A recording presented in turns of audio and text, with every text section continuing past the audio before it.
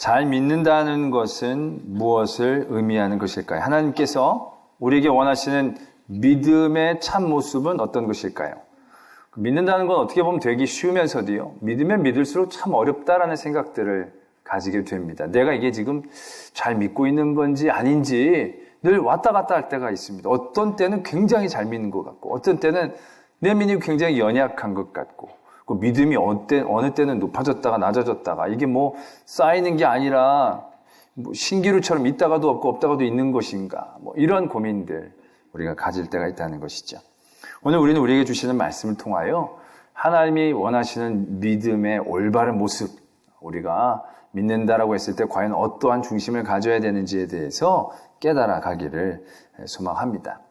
우리는 쉽게 잘 믿는다 그러면 복을 받는 것과 같이 생각할 때가 많이 있습니다. 그래서 아브라함이 잘 믿어서 부자가 되고, 이삭도 하나님을 잘 믿어서 100배의 소출을 얻게 되어지고, 야곱은 정말로 쫓겨나서 완전 밑바닥에서부터 자수성가해가지고 또 거부가 되어지고, 잘 믿으니까 잘 믿음에 대한 어떤 결과물들로 그런 것들이 이제 나타나게 되어지는 것으로 인식되어진다는 거죠.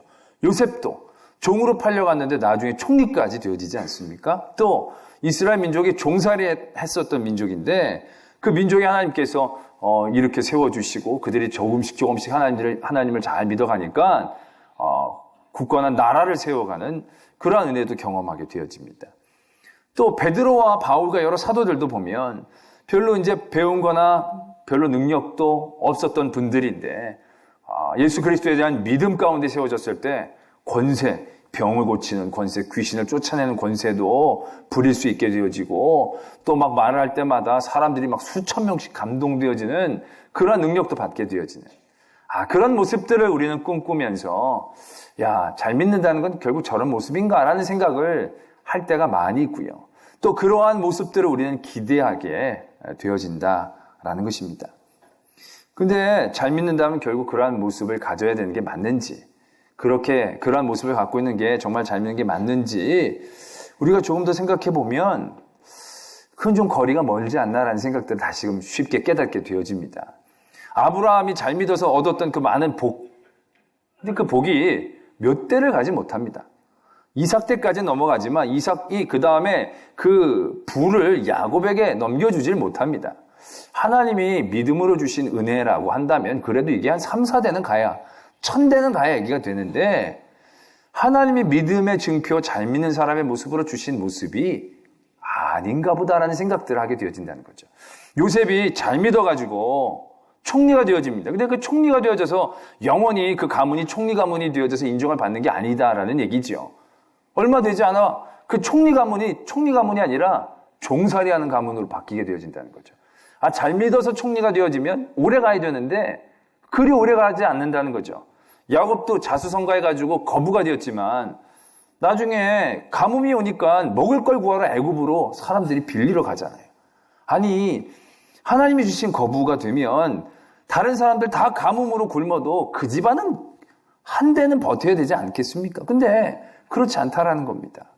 이스라엘 민족도 어떻습니까? 하나님 잘 믿어서 하나님께서 나라를 주셨습니다. 근데 그 나라가 영원했습니까?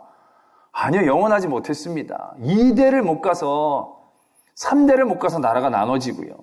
몇십 년 못 가서 그걸 몇백 년 되지 않아 하나씩 멸망을 하게 되어져서 나라를 송두리째 빼앗기는 그런 일들을 당하게 되어진다는 것이죠. 잘 믿는 백성들이었을 터인데, 하나님 믿음으로 택해 주신 그런 사람들인데 왜 그렇게 될까? 베드로와 바울도 마찬가지입니다. 병을 고치는 권세와 능력을 그들이 가졌죠. 말씀을 전할 때마다 수천 명이 예수님을 믿게 되는 그런 역사를 일으켰지만 그 권세와 능력이 오래 가지를 못한다는 거죠. 왜냐하면 그분들은 다 순교했거든요, 결국. 그분들은 결국 그분들을 대적하려는 많은 세력들에게 결국 끌려가고 매맞고 그 죽음을 당하신 거예요. 잘 믿는 분들이 어떻게 그런 일들을 당하면 되겠어요? 그분들이 뭔가 그때 좀 잘못돼가지고 그런 일들을, 안 좋은 일들을 당한 게 아닌가? 우리는 그렇게 생각할 수도 있다라는 얘기지요. 근데 그건 아니거든요. 그리고 어느 누구도 베드로와 바울과 여러 사도들이 많은 사람들에게 죽임을 당했다고, 순교를 당했다고 그분들의 믿음이 적어졌거나 그분들이 패배했거나 그렇게 생각하게 되어지지는 않는다라는 얘기죠. 우리가 늘 갖게 되어지는 중요한 믿음의 중심을 우리는 분명히 깨달아야 합니다. 우리는 믿음이 영역을 넓히는 것이라고 생각합니다. 근데 믿음은 내 영역과 지경을 넓히는 그런 종류의 것이 아닙니다. 아까도 말씀을 드렸듯이 내가 잘 믿어서 내 능력이 넓어지고 내 능력이 쌓이고 내 지경이 넓어지고 내 돈이 쌓이고 내가 성공하고 내가 승리하는 일들을 채워나가는 과정들이 믿음의 과정들이 아니라는 얘기죠. 그러면 아브라함이 그러면 안 되고 이삭이 그러면 안 되고 이스라엘 민족이 그러면 안 되는 거예요. 그냥 쭉 영원히 가야 되는 거예요. 그러나 하나님이 원하시는 믿음의 중심은 영역에 대한 얘기가 아니라 거리에 대한 얘기이다라는 얘기입니다. 아브라함에 하나님께서 주신 복, 하나님이 잘 믿어서 복을 주신 게 아니고요. 그 복을 통하여 잘 믿게 하신다라는 겁니다. 그러니까 잘 하나님을 믿어서 자기의 것들을 많이 쌓아나가고 영역을 넓혀나가는 얘기가 아니라 그런 하나님이 주신 것들을 밟고 하나님에게로 더 가까이 나가는 과정들을 경험하게 되어진다라는 얘기입니다. 요셉이 총리가 되어진 건 총리가 되게 하시려고 믿는 게 아니라 잘 믿게 하시려고 총리를 시켜주신 거다라는 얘기죠. 잘 믿어 총리 자리로 올라간 게 아니라 총리 자리를 뒤도 하나님에게로 올라가는 자리를 만들어낸 것입니다. 이스라엘 민족이 출애굽하면서 가나안 땅을 정복할 때도 마찬가지입니다.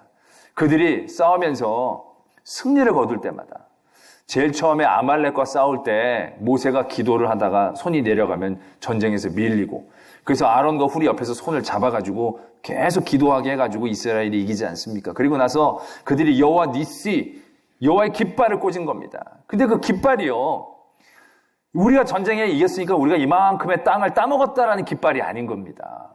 이 지경에도 하나님께서 역사하신다는 것을 인정하는 깃발이다라는 얘기죠. 그러니까 하나님이 우리에게 주셨다는 깃발이 아니고 하나님이 계신다는 깃발입니다. 하나님이 우리에게 주신 영역의 땅 따먹기에 대한 확정적 깃발이 아니라 하나님이 우리와 함께 하신다는 것을 고백하는 깃발이 되어진다는 얘기죠. 그러니까 이스라엘 민족이 그들의 땅의 지경에 따라 믿음이 좋을 땐 지경이 넓어지기도 했습니다. 또 믿음이 흔들릴 때마다 지경이 좀 약해지기도 했습니다. 그러나 그들이 멸망했다고 그들의 믿음이 완전히 사라진 건 아니지요. 오히려 하나님은 그러한 그들의 안 좋은 상황들, 문제와 어려움과 환난 가운데에서 그들이 그것들을 밟고 하나님에게 더 가까이 나가는 거리의 문제를 해결하고 계신다라는 것에 우리는 분명한 깨달음을 가져야 한다라는 것이지요. 오늘 우리가 읽은 말씀에 보면 예수님이 70명의 제자들을 따로 세워서 2명씩 전도 여행을 보내는 그런 사건이 기록되어져 있습니다. 그래서 70명을 2명씩 짝을 지어서 보내면서 예수님이 그들에게 능력도 주시고 사명도 주셨습니다. 그래서 그들이 전도 여행을 마치고 전도 여행을 가는 그 곳곳마다 귀신도 물러치고 귀신 들린 사람한테 막 예수 그리스도의 이름으로 명하나니 물러가쩌라 그러면 막 물러가고 막 기도했더니 병자도 낫게 되어지고 예수 그리스도를 믿는 복음의 일들이 일어나게 되어지는 그런 승리들을 경험하게 되어진다는 거죠. 그리고 그들이 돌아왔습니다. 그들이 돌아와서 그 승전의 소식들을 서로 나누는 것을 오늘 우리가 읽게 되어집니다. 70인이 기뻐하며 돌아와서 이르되 주여 주의 이름이면 귀신들도 우리에게 항복하더이다. 막 그런 여러 간증의 거리들을 막 지금 나누고 신난 거죠. 막 모두 이겼다. 내가 쫓아낸 귀신은 정말 무서운 귀신인데 내가 이렇게 갔더니 그 귀신은 아무것도 아니야. 내가 뭐 이러면서 서로 막 군대 갔다 온 남자들 자랑하듯이 막 아마 그런 자랑들로 막 채워놨을 겁니다. 예수님께서 그들에 대하여 말씀하십니다. 내가 사탄이 하늘로부터 번개같이 떨어지는 걸 보았다. 그리고 내가 너희들에게 뱀과 전갈을 밟으며 원수의 능력을 제어할 권능을 너에게 주었으니 너희를 해칠 자가 결코 없을 것이다. 그러나 중요한 것은 그런 모든 원수들, 귀신들이 너에게 항복한 너희들이 그들에게 대하여 승리한 것을 기뻐하지 말고 너의 이름이 하나님의 나라에 기록된 것으로 기뻐할 것이다. 라는 말씀을 주고 계신다는 얘기죠. 그들이 전도여행을 통해 경험했던 놀라운 하나님에 대한 승리, 능력과 그런 권세에 대한 자리 가운데에서 그들이 깨달아야 될 것, 기뻐해야 될 것은 야, 우리의 영역이 이만큼 넓어졌네. 내가 이렇게 능력이 많이 자랐네. 여기 이만큼 이제 하나님을 믿는 사람들이 생겼네. 이렇게 하나님을 따르는 사람들이 많아졌네. 이런 영역에 대한 얘기로 집중하면 안 된다는 얘기입니다. 그런 일들을 통해서 그런 일들을 밟으면서 하나님이 나를 사용하셨구나.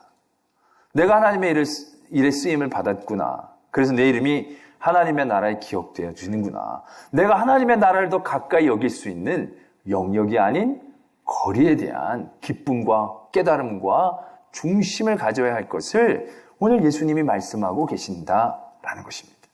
믿으시면 아멘. 그렇습니다. 그러나 우리들의 믿음의 모습 가운데 어떻습니까? 얼마나 많은 자리에서 우리는 늘 양과 영역의 문제로 우리는 믿음을 생각합니다.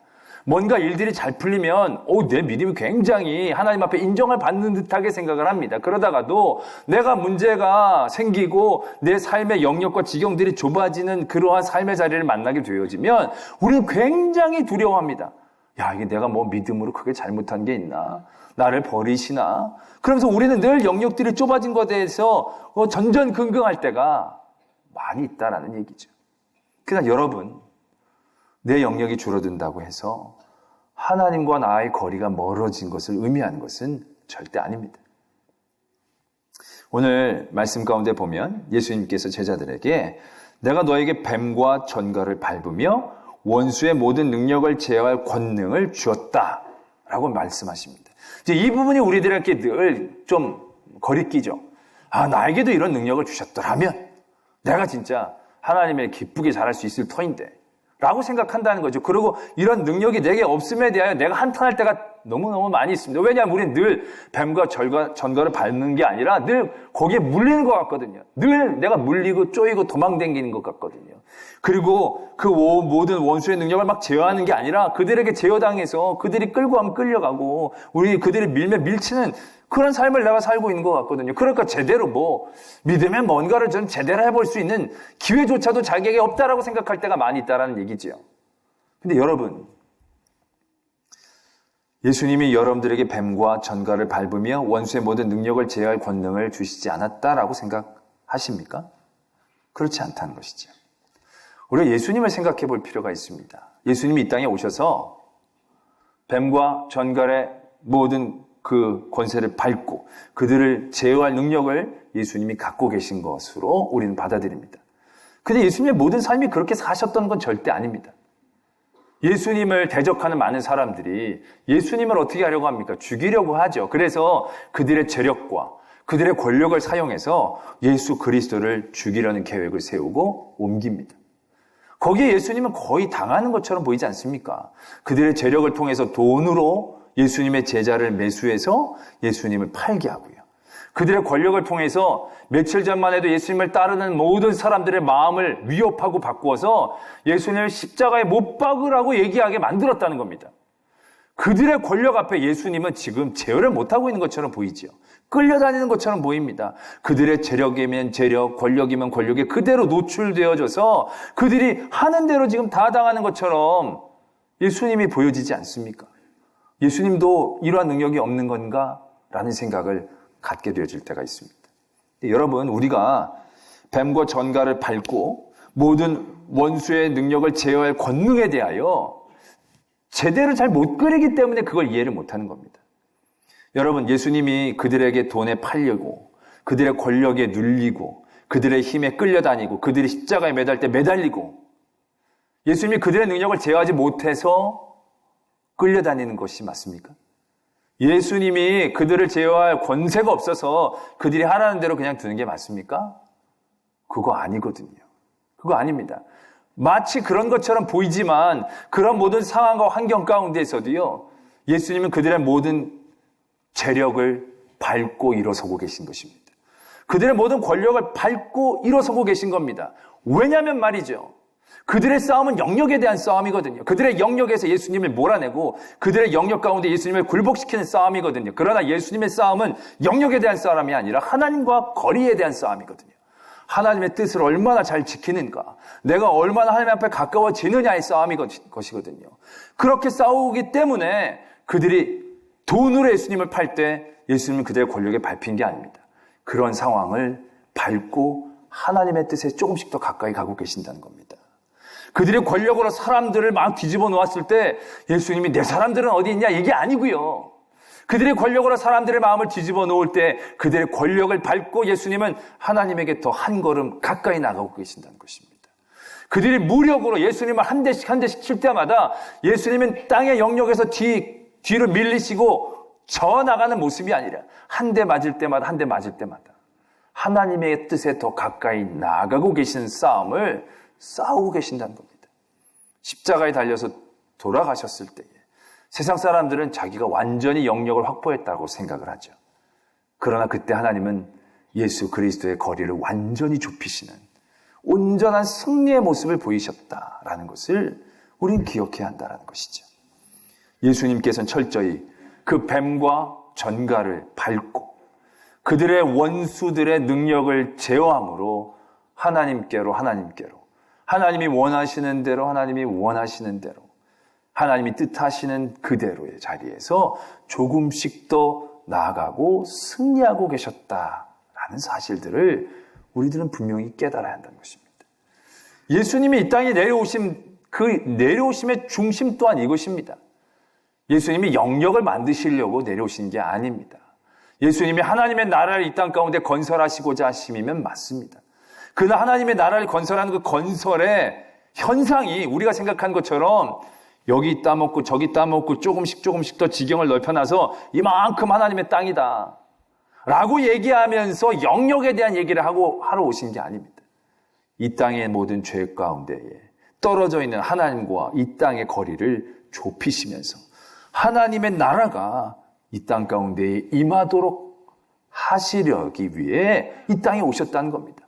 이 땅에서의 영역이 아니라 하나님의 나라의 거리를 줄이기 위해 오셨다라는 그 중심을 우리가 분명히 알아야 한다라는 얘기지요. 그래서 죄로 멀어졌던 우리와 하나님의 사이에 십자가의 다리가 놓여지고 그래서 하나님과 우리가 더욱더 가까이 화해하고 화목하고 그래서 하나가 되어지는 역사가 예수 그리스도를 통하여 나타났다라는 것을 우리는 너무나 잘 알지 않느냐라는 얘기지요. 그런데 그것이 우리의 믿음 가운데서도 적용되어져야 하는 일들 가운데 깨어 있어야 한다라는 얘기입니다. 예수님이 이 땅에 내려오셨어. 흔적을 하나도 남기시지 않았어요. 성지순례를 가면 예루살렘에 가면 두 사람을 볼 수가 있다고 합니다. 한 사람은 예수님이고요. 한 사람은 헤롯입니다. 헤롯 대왕. 헤롯이 지은 건축물들이 솔찬게 많이 남아 있습니다. 그러나 예수님이 그 남아있는 흔적은요, 예수님이 만드신 게 하나도 없어요.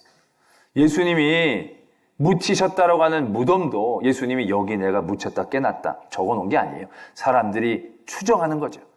베들레헴 말구육간, 마국간에 태어나신 일도 어떻게 보면 예수님께서 이 땅에 내가 내려오는 것은 영역이 아니라 거리다라는 것을 알려주시기 위해 자기의 흔적을 남기시지 않기 위한 시작으로 우리가 이해할 수 있다는 거죠. 마국간이라는 게 뭐로 갈 수 있나? 말구유라는 게 뭐 금방 사가 없어지는 건데 그걸 우리가 막 징표처럼 간직하고 영역처럼 능력처럼 붙잡을 수 있는 내용이 아니다라는 얘기지요.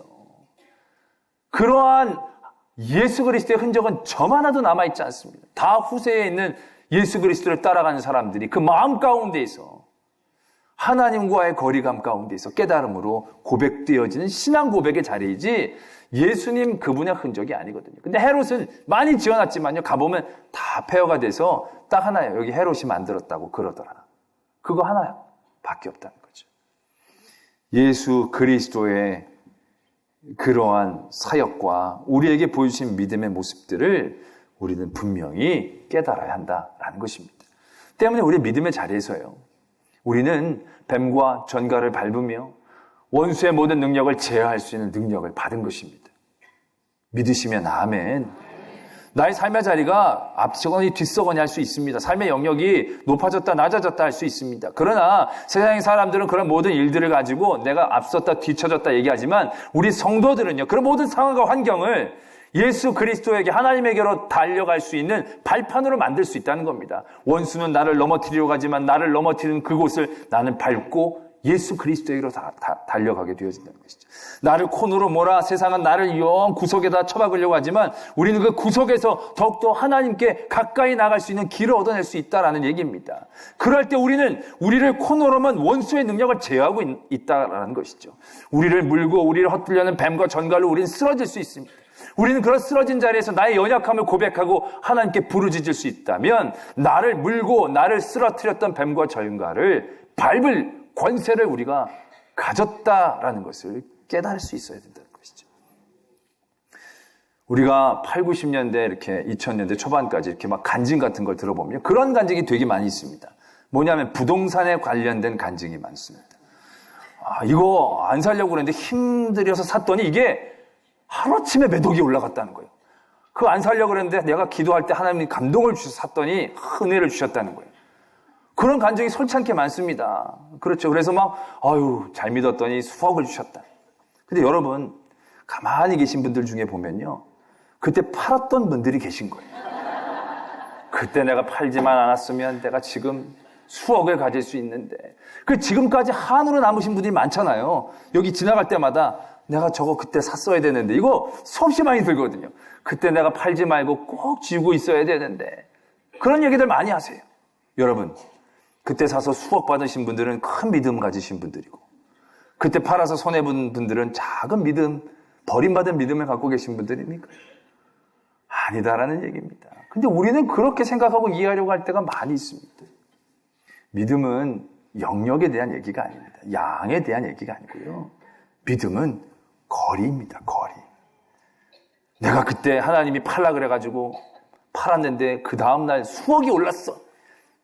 근데 그때 팔길 잘했어. 그때 내가 수억 있었으면 지금 교만해가지고 하나님 안 믿었을 텐데 그때 그 원통함이 한으로 남아서 늘 주님께 부르짖었더니 내가 이렇게 믿음이 좋아졌어. 나를 무는 뱀과 전갈의 권세를 밟고 나를 제어하려는 원수들의 능력을 뛰어넘어 그들의 능력을 제어하는 힘. 성도의 힘이다라는 거죠. 믿음의 힘이라는 겁니다. 누가복음 11장에 보면 이러한 사건이 있습니다. 예수님께서 막 말씀을 전하고 나실 때 한 여자가 이렇게 얘기합니다. 당신을 뵌 태와 당신을 먹인 젖이 복이 있나이다. 한마디로 말하면 당신 어머니는 참 좋겠습니다. 당신처럼 훌륭한 아들을 낳아가지고 이렇게 정말 좋은 말씀도 전하게 하고 당신 엄마는 얼마나 자랑스럽고 좋겠습니까? 이런 뜻이라는 얘기죠. 그 뜻 안에는 내 자식은 당신 엄마는 좋고 나는 아니고 이거 태생적이고 천성적으로 갖고 있는 어떤 은혜와 복의 차이에 대하여 얘기하는 듯한 느낌을 받게 됩니다. 요즘도 보면 우리가 금수저, 운수저, 흙수저 그런 얘기들 많이 하잖아요. 그래가지고 이미 가지고 태어난 어쩔 수 없이 갖고 있는 그런 능력이 우리의 삶을 제한하는 것에 우리가 다 갇힐 때가 많이 있어요. 사회적 현상으로 그런 부분들이 증거가 되어지고 그래서 그런 것에 더 한탄하는 그런 모습들이 많이 있다는 얘기죠. 믿음 또한 그런 것인가? 라는 겁니다. 영역이면 되물릴 수 있는 겁니다. 물려줄 수 있는 거예요. 그러나 믿음은 그렇지 않습니다. 믿음은 천부적이고 태생적인 게 있지 않습니다. 누가 먼저 나보다 많이 갖고 태어나고 덜 갖고 태어나는 것에 대한 문제가 아닙니다. 모태신앙이라고 다 잘 믿는 거 아닙니다. 다 부모님들이 안 믿는다고 자기의 믿음이 갖게 되기 어려운 거 아닙니다. 예수님이 이렇게 얘기하십니다. 예수께서 이르시되 오히려 하나님의 말씀을 듣고 지키는 자가 복이 있느니라. 나를 낳고 나를 먹이신 어머니가 복 있는 게 아니고 그래서 그런 아들을 가지고 있는 어머니가 복된 게 아니고 하나님의 말씀을 지키고 그 말씀을 들으려고 하는 하나님과의 거리를 더욱더 가까이 하려고 노력하고 도전하는 그 사람들이 복된 사람이다 라는 것입니다. 그들이 잘 믿는 사람이고 그들이 하나님의 능력을 입은 사람들이다 라는 것입니다. 우리가 예수 그리스도를 본받아야 될 줄로 믿습니다. 우리를 옥죄이고 우리를 넘어뜨리려는 뱀과 전갈, 원수의 능력 가운데 영역으로 싸우면 중심을 잃습니다. 거리로 싸워야 합니다.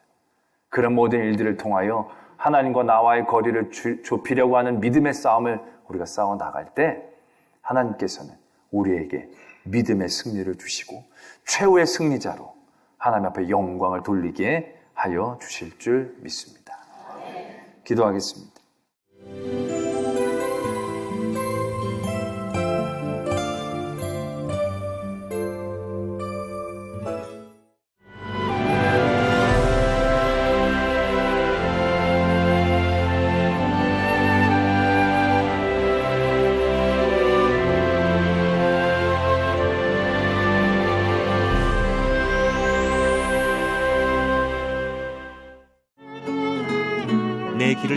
맡기라. 그를 의지하면 그가 이루시고 내 의를 빛같이 나타내시며 내 공의를 정오의 빛같이 하시리로다.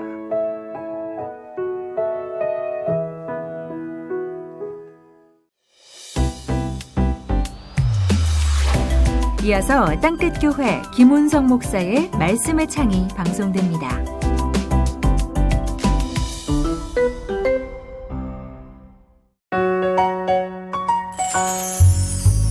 서희건설의 이진석 댁의 딸이 셋있는데 하나 둘 서희 그 중에서도 셋째 그 셋째 딸보다 훨씬 더 아름답게 아파트를 짓는 서희건설이 전국의 조합 아파트를 짓습니다. 거품을 확 뺀 착한 가격의 아름다운 아파트. 이 기회를 놓치지 마세요. 서희스타일스, 서희건설. 엘라는 6살입니다. 어느 날 집으로 날아든 폭격에 큰 충격을 받았습니다. 이후 엘라는 말을 잃었습니다. 엘라처럼 마음을 다친 아이가 너무나 많습니다. 홍수로 집을 잃은 자이납, 그녀의 딸 라잡이 위독합니다. 라잡처럼 콜레라로 죽어가는 아이가 너무나 많습니다.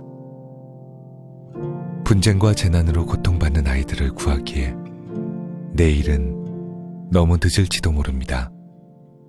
지금 이 아이들을 도와주세요. 유엔 난민기구와 함께 모든 것을 잃은 이들에게 희망을 선물할 수 있습니다. 지금 1899-3553으로 전화주세요. 월 15,000원으로 이 아이들을 도울 수 있습니다.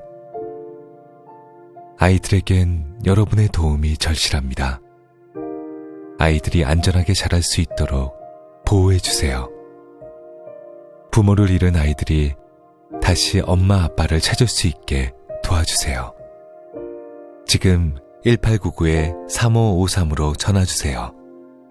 월 15,000원으로 이 아이들을 도울 수 있습니다.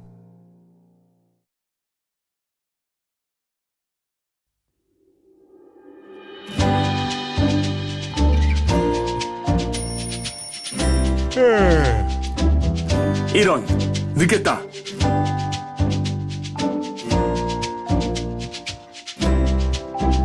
안녕하세요.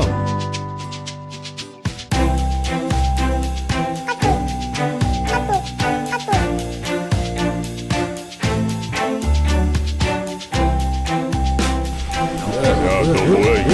똑바로 못해 이거? 에?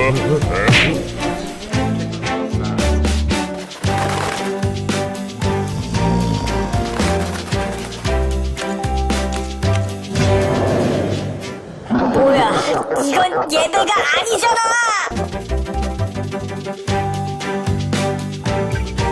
도와드릴게요.